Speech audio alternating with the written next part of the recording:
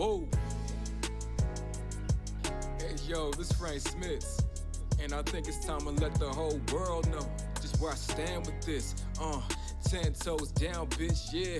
Finna let the world know where I stand. For so many years, a nigga stuck in the jam. Melody, rhythm, and bars held deep within. Never thought I'd make it far. Hey everybody. I didn't originally plan on doing this, but I wanted to go ahead and go over the Neuralink. I talked about it last week when I did the 2077 video, and I think that this is so incredibly important. I think that this is what is going to help us interface with the new upcoming artificial intelligence. I think in Elon's mind, it's the only way we'll be able to keep up with the upcoming AI and just technology in general. So I'm personally incredibly excited about this because also, as someone who struggled with, well, I'll call it dyslexia, there's a lot of debate over what dyslexia is and if it is actually what they believe it is, but we'll say a learning disability my whole life, and spelling and reading have always been a chore for me unless I was in constant practice. So I'm really happy to see something that's going to be able to allow us to communicate complex commands and thoughts without a whole lot of clicking and typing and reading. That is the future that they're saying this device spells out for us. So let's go ahead and start at the beginning. I'm going to let Elon's video introduce what's going on, and we'll watch along with it. And I'm going to skip through a lot of the boring stuff and get right to the important issues, the things that I think you guys are going to think is interesting, the things that I personally think is very interesting. So let's go ahead and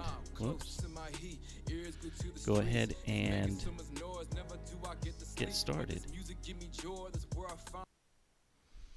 So what we're seeing right here is a diagram of the position and installation of this device. But this is well into the job fair, I call it. Elon is really descriptive on what he says this is for. He says this isn't asking for money, this isn't a press release to garner support. This is simply to get qualified people to come join the program and put in their applications and their resumes.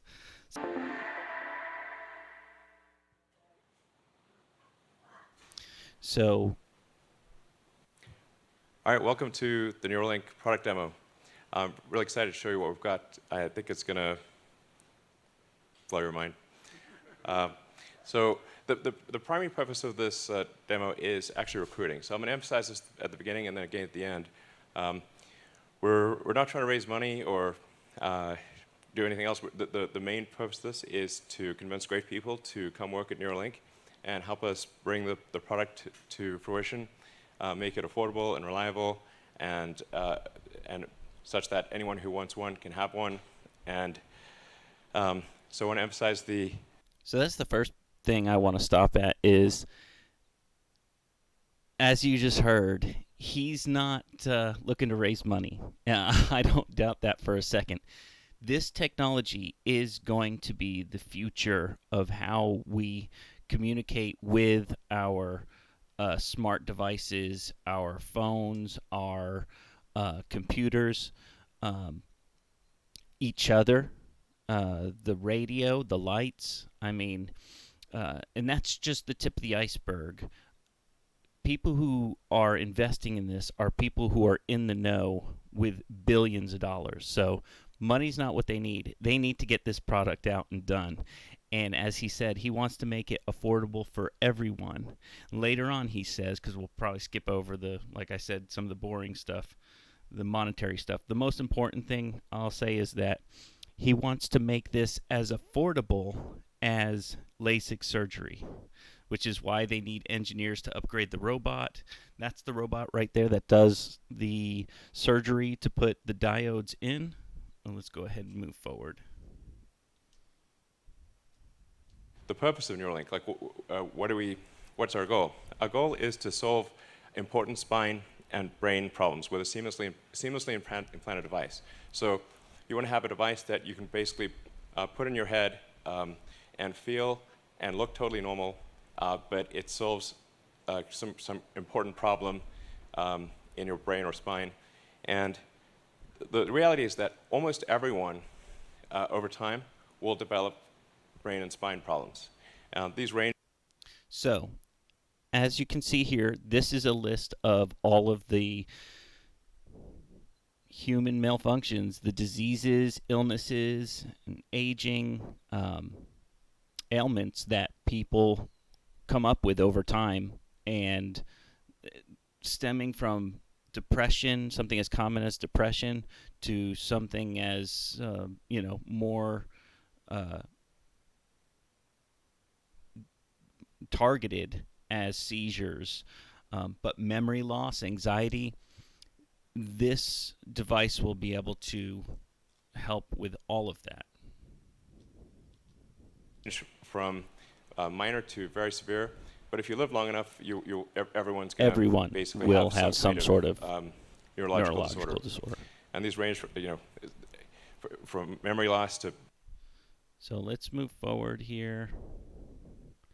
So this talks a little bit about the history. 100 channels per array.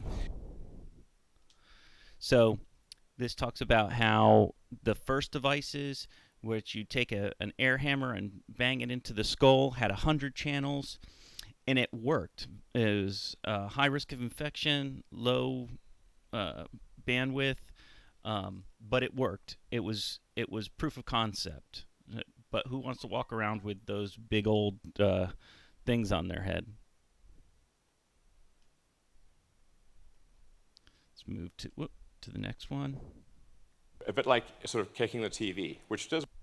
This was another version of the proof of concept where, and some of this stuff happened back in the 60s, 50s and 60s. So they drive those two spikes deep within your skull and your brain, and induce shock to the parts of the brain that they had trouble with, whether it was having to do with mood, affecting mood, or psychopathic tendencies, or seizures, anything like that. And they relate this concept, this jolting the brain with these diodes, as kicking the TV. It works sometimes, but there's no way to send and receive information. It's very brute force is the word that Elon uses. And you wouldn't still look totally. This is the first device that he had, where you see the diodes or the wiring placed into the brain, and you see it's planted under the skull behind the ear, and then you have a magnetic piece that would stick behind. That was the first working version of the Neuralink, and it's come a long way, and that's what he's showing, their progress so far. So Connect within a few centimeters. As you see here, this is what they have today. About a nickel-sized device that's 8 centimeters thick, or 8 millimeters thick, or about just a little bit thinner than the thickness of the skull, and they just cut a hole out in the skull. A robot does this. It's harmless. They don't even have to put you under for it. They can do it with, they don't have to use general anesthesia. They can do it with with local anesthesia, you can leave the hospital that day. They use probably like an epoxy. He said like super glue, but I believe it's probably got like an epoxy principles. Basically, what they're using for bone repair and sealing up wounds now, they use like a super glue. Uh, and I've seen this work personally. My dad used super glue to fix his leg. He was run off the road by a car, and his gashed his leg open on a rock, and was able to suture it, not suture it, but put it back together with super glue. And so that's a common practice. Meters are about an inch away. So, oh, there it is. Let's hear what he has to say about it. This is our little device. It does, that thing at the bottom is just to hold the threads in place because they're just like little fine wires. See how small the threads are? I mean, frankly, to sort of simplify this, what we're, I mean, I don't like what it's he more calls complicated it. than this, but it's, in a lot of ways, it's kind of like a Fitbit in your skull with tiny wires. I don't like that. Because it does so much more than a Fitbit. And it's, yeah, so our current prototype, version 0.9, has about 1,000 channels. So that's about 100 times better than the next best consumer device that's available. And it's a 23 millimeters by 8 millimeters. It actually fits quite nicely in your skull because your skull is about 10 millimeters thick. So it fits, it goes flush with your skull, it's invisible, and all you can see afterwards is that there's a tiny scar. And if it's under your hair, you can't see it at all. In fact, I could have a Neuralink right now, and you wouldn't know. Maybe I do. All-day battery life? So, and it's also got all the things that you would expect to see, the sensors you'd expect to see in a smartwatch or a phone, like notional measurement. So, I don't know if you guys noticed. Oops, let's go back. So, fits quite nicely in your skull. And we have the megabit wireless data. I thought it had something about the threads. So those threads, they actually get pushed into the brain by the robot between, and they'll do a demonstration of that. So I won't go into that. But that's how it communicates with the brain. Let's go ahead and move forward here. Yeah, that no right wires. there. And have full functionality. That is the charging device. So it has all-day battery life. You put that magnet on your head just like you would a cell phone and allow it to charge. Now, I didn't want to go that deep into the structure. Here is, we already saw this. Then the device replaces the portion of skull that was removed, and we basically close that up with actually super glue, which is how a lot of wounds are closed, and then you can just walk around right afterwards. There's the robot.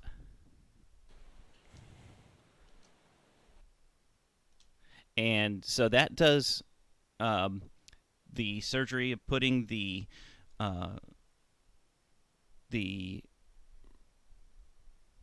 wires in, and they'll actually show that. But right now, it does only part of the surgery. They want to have you be able to, and he talks about this, but we're going to skip over it because it's easy to explain. He wants you to be able to stick your head in this thing, lay down, have it fold down on your head, and it does the surgery in about 45 minutes. Then you get up and you go back to work. They want to be able to do this to billions of people all the time. So, in other words, they want this to be a normal function of our daily lives, like our cell phones. This is disruptive technology. This is the future. And they have everything to do it. There's a couple of engineering and programming walls they need to get over, but they have the people working on that. They are doing that. But here's their proof of concept now that allowed them to get. Oh, here, actually, you have to see this first. So this shows you at sort of close-up view. See the wires going in? Which I think is actually not too gruesome, of the electrodes being inserted in the brain. And if you look closely, you'll see that 1,000. it's a little counterintuitive 27 wires. that 1,000. if the electrodes are inserted very carefully, that there is no bleeding. Between so the veins there. If you have very tiny electrodes, and if they're inserted very carefully, so that the robot actually images the brain and makes sure to avoid any veins or arteries, so that the electrodes can be inserted with no noticeable damage. So you will have no noticeable neural damage in inserting the link. Yeah, like you sort of think like if you stab something with a wire, surely it will bleed, but actually at a really small scale, it does not. I like how he says that. So, does it actually work? And what I'm excited to show you, So, I've got like that's what we're going to get into. This is the proof of concept, and then we're going to talk about the fun stuff. So you saw them putting the diodes in there, or the nodes in there to connect with the brain tissue, and they do it between the veins. And I wanted to go through all this so that people know that this is not a harmful surgery. They know what they're doing. So here's what we have, and getting the pigs out was a real pain. And she does not have. So you have a pig here without an implant, and what it is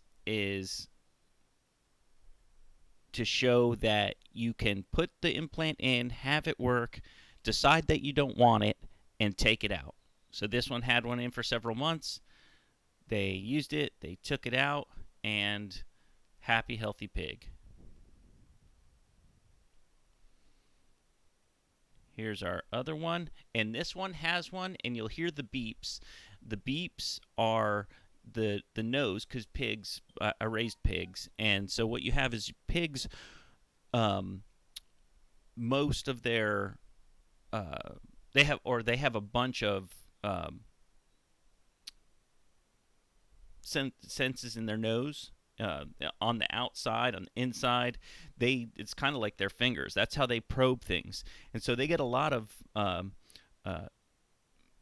feedback from their snout, not just in smell, but in touch and in temperature and things like that. So you'll hear every time they touch the pig's nose, a burst of little noises. Each noise in the graph represents another signal being sent.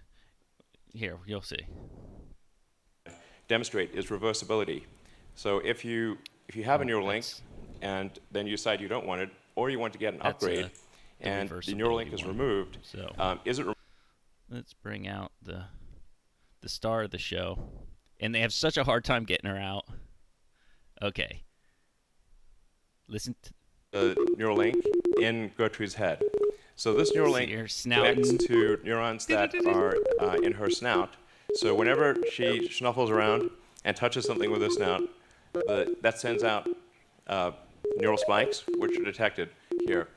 And so on the screen, you can see each of the spikes from the 1,024 electrodes. And 1,024 if she electrodes. snuffles around, touches her snout in the ground, so or that's you the kind of feed her some food, pigs love food, then you can see the neurons will fire much more than when you're not touching the snout. And that's what's making the beeping sound. See how she tapped it? And all right, cool. So as you can see, we have healthy and happy. So here's the other thing is, raising pigs was allowed me to learn a lot about them. And first of all, they're a great test subject. Their skin, their hair, a lot of their physiology is very close to humans, which is why they use pigs to grow organs and mix DNA with and all kinds of stuff. It's so kind of funny that we're most related to pigs. And it's funny what they say. They're the relation between humans and pigs, and that pigs love food, and that's how they can keep them happy and keep them, and that is the truth. But also, pigs are really emotional. So that's another thing, heart rate and stimulation, things like that. Um, but as far as the product goes, and the durability and the architecture, and the hardware to biological architecture, how robust it is. Pigs are extremely robust creatures, and they are at their sweetest, um, you know, rough. They're rough housing.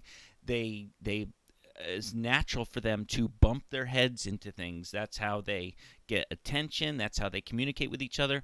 Also, they show dominance because in the wild they have tusks, and they do this a lot. You see, we used to have our pigs. They come up to us. It look like they're rubbing on your leg, but they're actually trying to gnaw at you with their tusk. And so that head banging. The reason why I bring that up is these pigs, if you were worried about the skull, the thickness of the skull is very close to ours, things like that. And so they bump their heads on everything, intentionally and unintentionally, and they're incredibly robust. If it survives a day in the life of a pig, it'll survive the day in the life of a human. And I know that was one of my biggest concerns. What's it going to do about the strength of our skull? It protects the most important organ we have. Matter of fact, we are, our brains, everything else is just a way to carry that piece of gray matter around. So I was really concerned that that would be an issue, but it's not. These pigs are an example of that. So here's the thing that was the clinch pin for me that went, oh my God, this is amazing. As I was saying, each of those dots represents a neural spike, and the blue chart at the bottom is showing an accumulation of neural spikes in that region. Now, the reason why that's important is this. So, in terms of additional brain reading activity, when we have, say, one of our pigs on a treadmill, pig on a treadmill. I love how he laughs. He's in the middle of this incredibly important meeting, and he laughs about the pig on the treadmill thing. And I just think that's great. He's just such a normal dude, And then he talks about how he thinks that's funny. But I wanted to show this to you, just to kind of give you an example, because he blows by this, but he says what it is. So the different colors are where the pig's joint, hoof, muscle, the different things that are marked, the elbow, the joint, the hip, the ham muscle, all the different things, the toe, the split toe, all the little things that they have marked and identified. That's showing as it walks. You'll see that wave is the gait of the walk, and each one of those little markers there, as you can see, is matched on the body of the pig. That's showing the position and motion of that part of the pig's body. And it's showing the predicted and the actual, because the way it interprets it is through algorithms. And this is amazing. They're not getting the information from the camera. They're getting the information from the brain. That means there's a sense of spatial awareness. And this tells me a lot about this product and the capabilities. So basically, this puts to hush, for me, a lot of the questions I had about what they said the capabilities were going to be. That means, so if you want to do click a mouse, if you can't just think click to engage something, or the instead of hitting the enter button, in your mind, think enter. which you'll probably be able to do at some point once they've mastered the technology. But right now, they have this technology is enough for you to have that send the message to wirelessly to your computer, and you could click right and left click your mouse by doing that with your fingers. You wouldn't have to hold it up and look at it. And that would be able to communicate, because it can read that spatial awareness. It knows what finger it is. It knows what that finger's doing. It obviously knows if it's touching another finger that's more stimuli. That's amazing. I mean, think about what that means for virtual reality. That means, you no longer have to put on a suit with all these sensors. And not only that, those wires that are coming out of it, and he didn't say this yet, but he says it later, those are their invention. Nobody's ever made anything like that before. Those wires both transmit and receive data simultaneously, which is awesome. I mean, that might not sound awesome to people who are deep into the tech industry, but to me, that's amazing. And so not only can you send that signal to the machine to, do whatever it is you want to do with that bit of information, that left or right click, but you can send a feeling back: warmth, touch, happiness. Are you getting the picture here? This is amazing. And I know that sounds silly, but they're going to talk with the architects here in a little bit. Funny concept, really. And we take the readings from the neurons, and we try to predict the position of the joints. And so we have the predicted position of the joints, and then we measure the actual position of the joints. You can see that they're almost exactly aligned. So we're able, with a wireless neural implant, to actually predict the position of all of the limbs in the pig's body with very high accuracy. That's awesome. All right, let's see what else we got here. And the way part of the way we analyze the stimulating neurons. I'm just gonna. This talks about how they read the neurons, they send signals, they watch the reaction. That's how they figured all this stuff out, and they use the imaging to progress the technology in the product, and it shows them firing, showing stimulation at different firing the diodes power levels, and seeing the neurons light up. So, like I said, for the initial device, it's got 100 or 1,024 channels. It's got all-day battery life. You recharge overnight just like your phone. 5 to 10 meters of what? It's like Bluetooth. Perfect implant size. And so so he talks about that. That may change, and this is why I wouldn't want to get the first edition, and it would be way too expensive. The cost would be ridiculous, and he talks about that, and that's why they want to streamline this so that they can do it to billions of people and make it affordable for everyone, because that's the only way they can make it as affordable, is to make it common.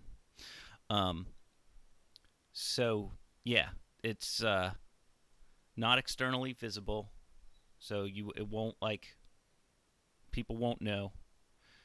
So one of the things I want to talk about, now that we know that it can, before we talk about the super fun stuff, obviously we're concerned if this has access to your brain and your thoughts and your intentions and recording certain data, metadata,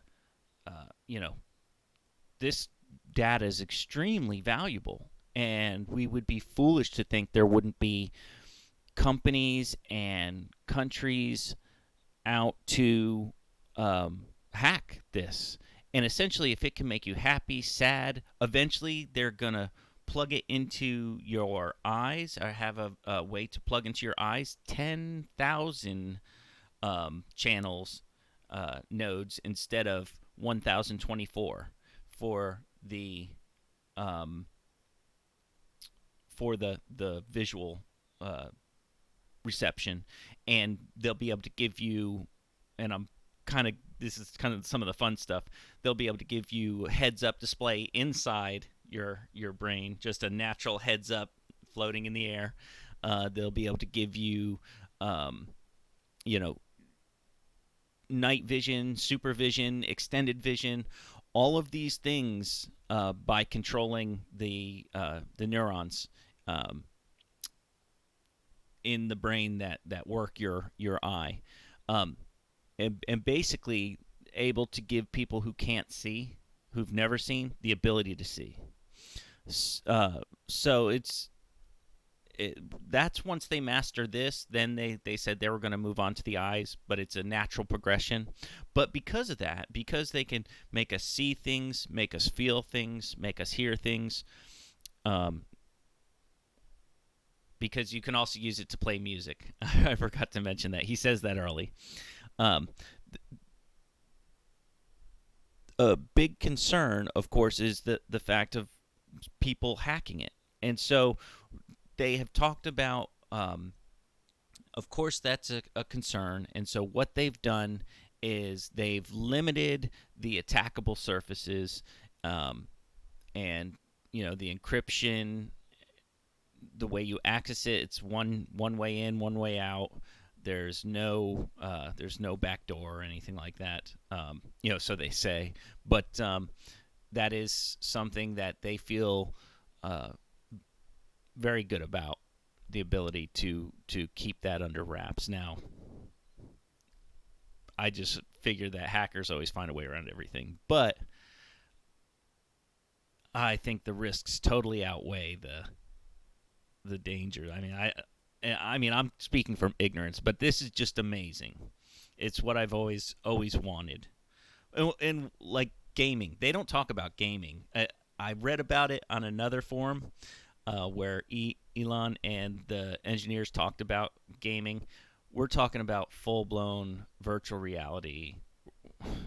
I mean, basically plugging in to another world. But I just wanted to mention that about the security, because that is a big deal. So he's about to bring out the team here. And so they let them ask questions, and I'm going to let this all pass by because I want to get to the point where they say, is there anything that you guys are interested in? And I want you guys to be able to hear that. Let's see. Needed, but specifically for us to scale up to many hundreds of thousands or millions of patients, we will need to automate like the entire surgery. Yeah, millions of patients. Awesome. They want to be able to do. Garrett asks, what are some of the lower bandwidth activities to target first? Is it muscle movement? Is it auditory signals? What level of bandwidth is required for effective use? It's effective now. So there's a couple of... Joey, Just to say who you are and what you do. Hi, my name is Joey O'Doherty. I'm a neuroscientist and neuroengineer working on decoding from the brain. So there's some low-hanging fruit that I think can really be impactful to help many people's lives, and that's restoring movement and communication in, for example, a spinal cord injured patient. And there's a lot of antecedents in the academic world where there have been very nice demonstrations of doing this. And we think we can take our technology. So the reason why I stopped it is because basically what they start talking about is the ability to, for people who've lost limbs and things like that, to have mechanical arms. That we have gotten used to the fact that if you have a prosthesis, that it's not going to work. Like if you want the hand to close, you have to turn your hip at the same time, and like that mechanical move, or you'll pull like a string over here and it'll close the hand, or you'll close your hand over here and it'll close. there had to be some sort of mechanical link or some sort of, you know, engineered, mechanical powered device that is somehow physically activated. This means you have a prosthetic hand and you just have a new hand. You just have a hand that you can use. And it's all a matter of how. I mean, we're talking about even being able to make this touch and feel again. It's amazing, absolutely amazing. Let me see if I can get to that little roundtable section when they start talking about passing back and forth through mental telepathy, complex visions, and thought. Temperature-wise by some of the electronics components, but basically we can test subsystems to mimic. Let's see, keep going. I'm saving you guys so much trouble. This thing was like 3 hours long. It was ridiculous. Then that's a good sign that the device is robust for people. I just talked about the pigs. If it worked on pigs. One common theme that's been coming up a lot on these Twitter questions coming in is that of availability. And so Matthias has So a specific question on availability, this, which as is- we're moving forward, I'll tell you, they want to make it available. They want to make it as cheap as it is to get LASIK done, which is about $1,000 per eye on the expensive side. Borrowing from parts that are already been productionized and available. So from the they're wearables talking about industry, part of the reason they're going to be able to make it so cheap is a lot of this stuff is technology that exists. They took a lot of now the wires. Elon chimes in and says, "Well, those little wires, those are our and I'm sure he's not going to just throw that out there for everybody to use. That's actually what you're seeing right now in the fast forward box. Let's see, is this where he's? And in time, perhaps you can use that same technology in people who haven't lost vision to produce some kind of heads-up display. Something like Terminator or something like that. Wonderful. In fact, it's worth saying that over time we could actually give somebody supervision. Like you could have supervision, he just ultraviolet said. or infrared or see and radar. He's Like not looking name for your frequency. You can just dynamically adjust the sensor or have sensors that feed into the visual cortex across a wide range of frequencies and actually have superhuman vision. Superhuman vision. Yeah, so for me, telepathy. Telepathy. So I think it's incredible amount of effort to. The audience put your laughed. thoughts He into didn't a set of laugh. words, and it comes out completely compressed. So being able to do that seamlessly without being able to compress it with all of the mechanisms would be great. Yeah, it's like just I'm sorry to add further to that. In fact, when I did the Wait But Why article, I think. So he's stuttering and stuff. So he goes into detail and says, look, if you want to show somebody an image that you have in your head, you have to go to years and years of art school, growing up, learning how to use pens and pencils and paintbrushes, and then, learn about, describing in color and this sound and, and basically with this, once it's marketed and happening and we're using it and they have a grasp on the capabilities, you'll be able to send someone complex thought that we don't have words for. This is amazing. An image that you've been dreaming about. You don't have to go to school to learn how to become an artist to show people that. You just think it. Now, then he mentions, so we got the prosthesis, we got body upgrades, just like in the 2077. Now, of course, that's a dramatization of it. But that's what we're talking about.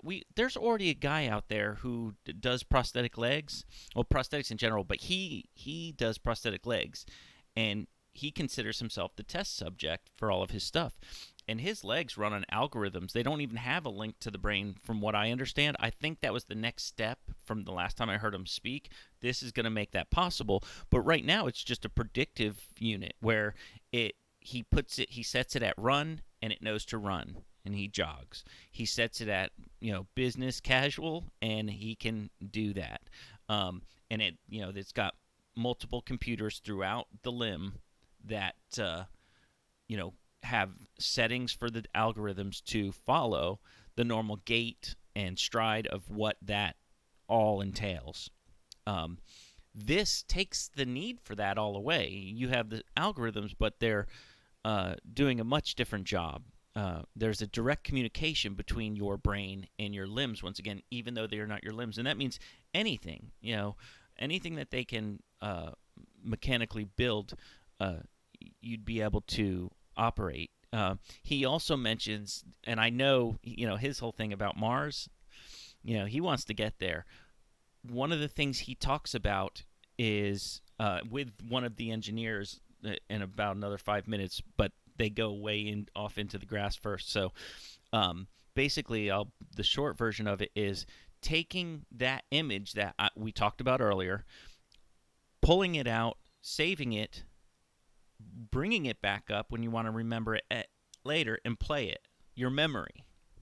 So you have a great date one night. You want to replay that date. You just recall it, press play, and you relive that date. You can take that date out. You can fix it, touch it back up, or change it and put it back in. I mean, they talked about things that sounded like science fiction but aren't.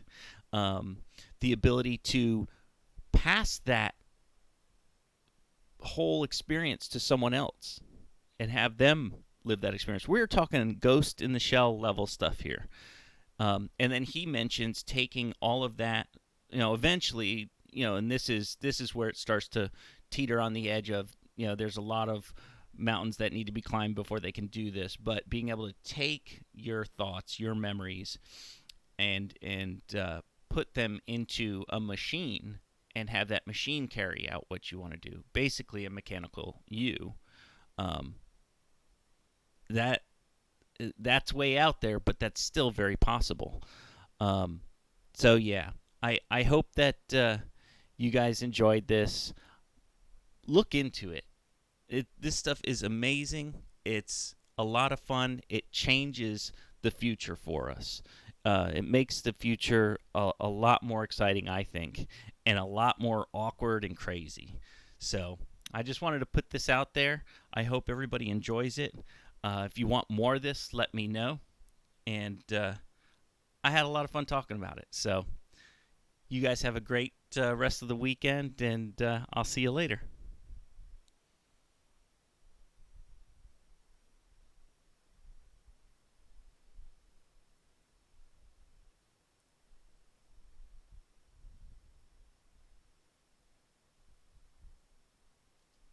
Said consensual telepathy, but I said conceptual. Conceptual telepathy. I would presume it would be consensual, because you definitely don't want just people, sending stuff into your brain without your consent. But a lot of our brain thought capacity goes into compressing our thoughts into words. And then you figure the data rate of words are very slow, very low data rate. And we're putting a tremendous amount of mental energy into compressing the concepts and thoughts in our head into words, and then slowly talking. Speech is so very, very slow. And we could actually send the true thoughts. We can basically have far better communication because we can convey the actual concepts or the actual thoughts uncompressed to somebody else. Non-linguistic, consensual, and conceptual telepathy. Exactly. Non-linguistic, consensual, conceptual telepathy. I suggest you get mad, not at me, but at yourself for not seeing your potential untapped. I know you're feeling trapped because I felt that way too. Now you know better than that. No more playing the fool. You ain't no fucking circus act. The lion on the stool. Move. I'm on the cusp of greatness. Greatness. Greatness. Greatness. Greatness.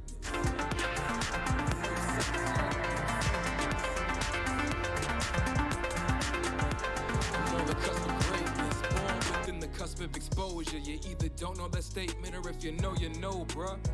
A nigga raw as the lime, but at the same time, pure as the virgin. See me slowly emerging, that's the best version that I ever been. Niggas getting hot, they blowing their circuits when they see me make a way for myself as a wordsmith. While they ain't never been working, all their plays have been worth.